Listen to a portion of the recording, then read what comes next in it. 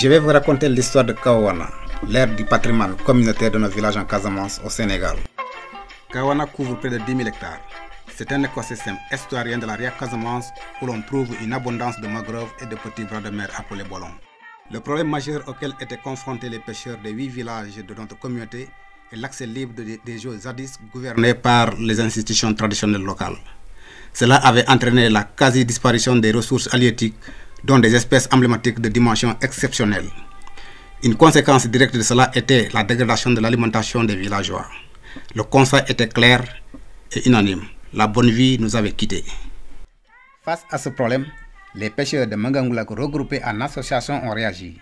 Ils se sont fixés comme objectif, premier, la création d'un espace de conservation, une aire de patrimoine communautaire dite APAC, qui serait maîtrisée par les communautés elles-mêmes, et deux, la remise en vigueur dans cet espace des règles traditionnelles d'antan qui étaient conservatoires de la ressource. C'est ainsi qu'est né Kawana, abréviation du Diola Kapoy Waflal Watanana, qui signifie notre patrimoine commun que nous voulons conserver. La première chose que nous avons fait a été de discuter de l'APAC au sein de la communauté pour engager le plus grand nombre de villages à nous aider. Les échanges et la communication par réunions villageoises et radios participatives parmi les 12 000 habitants de nos villages ont été notre première préoccupation.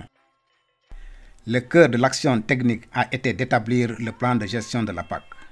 Celui-ci repose sur deux règles phares globales, interdiction totale des moteurs et des monofilaments, et sur un zonage en trois parties.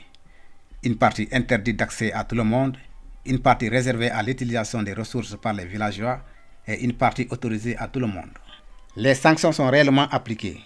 Les amendes sont élevées et pour faire respecter les règles, les pêcheurs ont créé un comité de surveillance constitué de 24 pêcheurs bénévoles qui sont habilités à constater les infractions et arrêter les délinquants.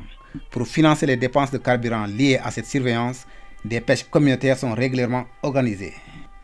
Des règles ont également été définies pour la collecte des huîtres et le ramassage du bois de mangrove. Les femmes y sont fortement engagées. Après de très nombreuses réunions pendant 2 ans, le conseil rural, puis le conseil régional et enfin en 2010, le gouverneur de la région ont entériné la création de la PAC. Une grande cérémonie a couronné sa naissance, mêlant sa reconnaissance moderne avec la pose traditionnelle de fétiche qui signale des règles locales. Pour vérifier son efficacité, nous avons mis en place un système de suivi. Nous suivons les ressources halieutiques, le bien-être des ménages et l'abondance des espèces de la PAC. Les indicateurs ont été définis par nous-mêmes et nous faisons ce suivi de façon bénévole. Notre APAC a fait revenir le poisson de façon extraordinaire. Ce retour du poisson profite aux pêcheurs, mais aussi à toute la communauté. Une meilleure alimentation, une meilleure santé, des dettes familiales en baisse, des enfants qui apprennent à pêcher pour payer leurs fournitures scolaires, autant de signes concrets et encourageants qui prouvent l'efficacité de l'APAC. Plusieurs de nos compatriotes ayant migré à Dakar sont revenus au village pour pêcher ou mener d'autres activités. La cohésion sociale au sein des villages est renforcée et la mobilisation de la population sur les questions environnementales a augmenté.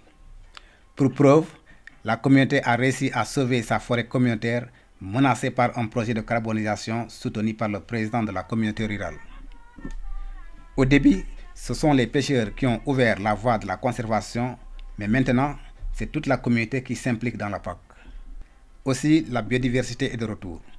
Les oiseaux sont très abondants et les dauphins sont devenus si nombreux que certains pêcheurs se plaignent de dommages portés à leurs filets. Nos 8 villages sont fiers d'être devenus un exemple pour la Casamance et même pour toute l'Afrique de l'Ouest.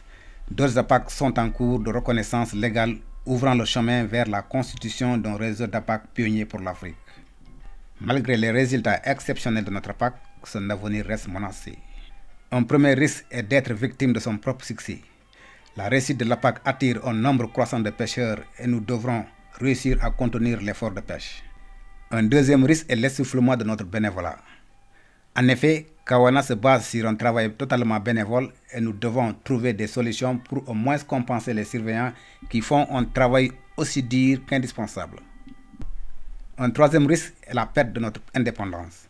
Le succès de Kawana attire de nombreuses organisations externes qui aimeraient être associées avec nous. Enfin, l'exploitation minière représente aussi une forte menace. Pour exemple, le projet industriel d'extraction de zircon qui tente actuellement de s'installer sur le littoral casamancé. Oui, notre APAC est forte et efficace et elle l'a déjà prouvé. Elle a reçu plusieurs prix comme le PERSEM et le prix Équateur en 2012. Elle fait cependant face à des agressions extérieures grandissantes. Et nous pensons qu'il faut démultiplier les APAC de façon capillaire et les mettre en réseau pour espérer représenter une force significative de conservation à long terme des ressources de la Casamance.